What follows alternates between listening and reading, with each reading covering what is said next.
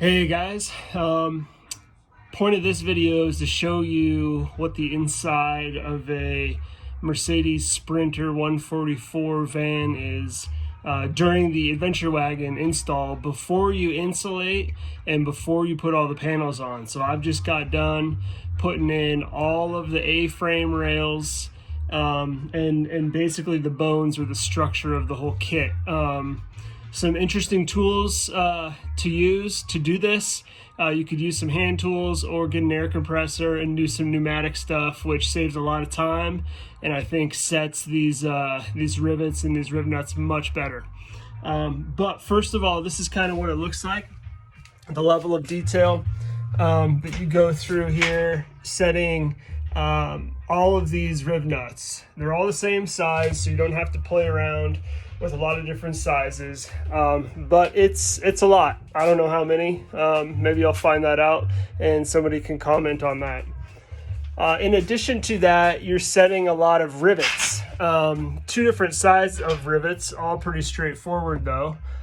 These guys, bonding metal to metal, or tying metal to metal rather. So there's a lot of that, and therefore there's a lot of drilling. And anytime you're drilling, you're exposing the paint or the enamel, grinding that off effectively. And so you have to rust prevent everything. And Loctite makes like a really neat, just kind of a paint on liquid that you basically touch every exposed piece of metal or raw metal that you create in this process. This is obviously an Adventure Wagon kit, and when you buy that full kit, they send you drill bits, they send you the rust preventative, they send you a little brush for it, they send you lots of little tools that you need, but the investment to make really is the pneumatic tools, so you can go through and rip through these kits pretty quick. I think if you have a small air compressor, and if you've got $300-400 extra to invest in the kit, that'll get you the rivet nut gun and the rivet gun. And I can show you which ones I got. They did a really good job, and they definitely were not the most expensive ones out there. In fact, they might have been the cheapest ones. Harbor Freight, I think, sells both of them. But anyway, this is what the kit looks like.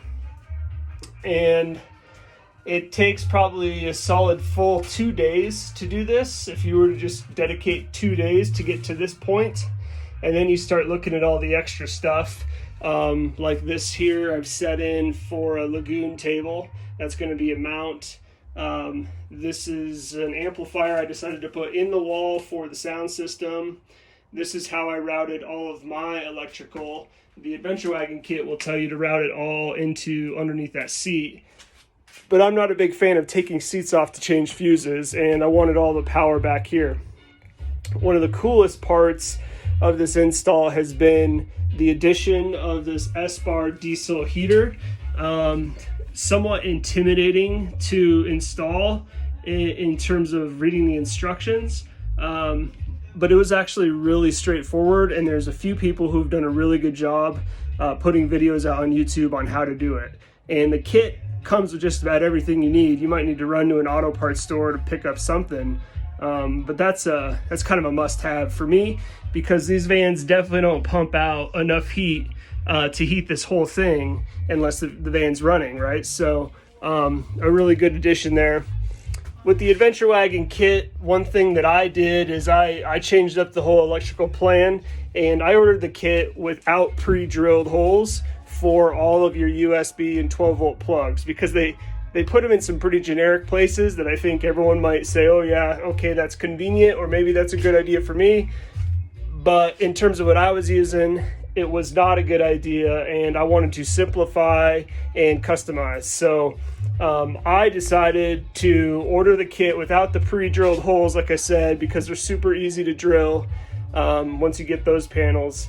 And you can route the wires wherever you want. So I wanted some power up higher and some different places to service different things I'm going to have in this van. But really simple. The first thing I ever did once I tore all of the stock panels and floor off was I sound dampened everything. So I went with this kill mat. There's a bunch of other stuff out there. I went with the kill mat because there's not a lot of toxins or anything that can really harm you there. I was going for kind of the anti-asphalt type of material. So I sound matted just about everything. People go crazy with it. They put it everywhere. But again, you're going to have insulation, and you just got to think about how much sound dampening you really want to have.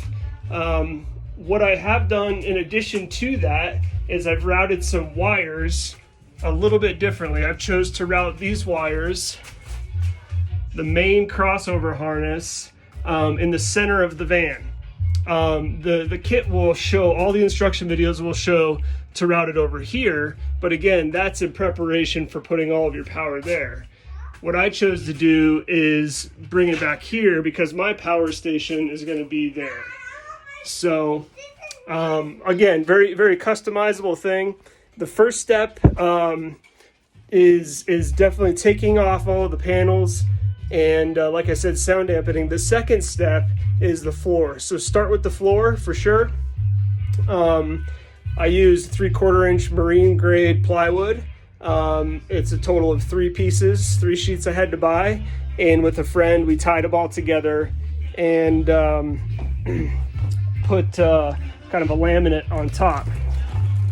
So you can kind of see, I maintain the factory D-bolts in mine just because I plan on using those. A lot of people remove those, but the floor is really the first step. Just like any remodeling you would do in a house, you start with the floor and then work your way up. One step I see a lot of people skip in doing all of this is they do the floor and then they don't bother covering the floor up.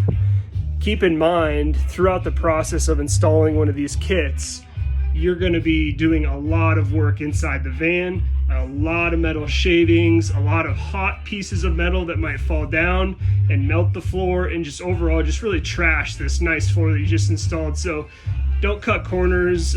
Get yourself some cardboard, make a nice cover, and cover up your floor before you really begin all that work.